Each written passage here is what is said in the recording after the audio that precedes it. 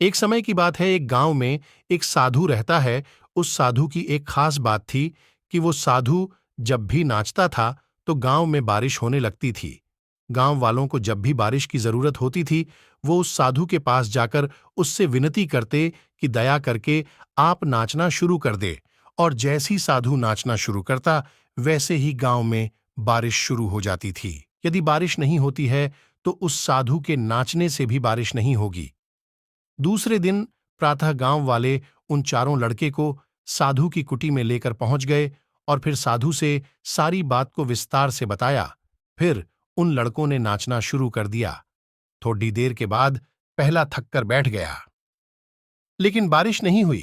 कुछ समय के बाद सभी लड़के बारी बारी से थकते चले गए और शांत होकर बैठ गए, लेकिन गांव में बारिश बिल्कुल भी नहीं हुई।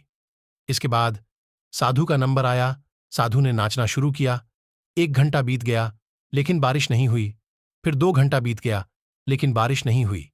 लेकिन साधु ने नाचना बंद नहीं किया और शाम होते होते बादलों की गड्डिडिड गड्डाहट सुनाई देने और गांव में बड़ी तेज बारिश हो गई। शहरी लड़के यह सब देखकर हैरान रह गए और उन्होंने साधु से तुरंत क्षमा मांगी और साधु से पूछा, बाबा, ऐसा कैसे हो गया कि हमारे नाचने से बारिश नहीं हुई, लेकिन आपके नाचने से बारिश होने लगी?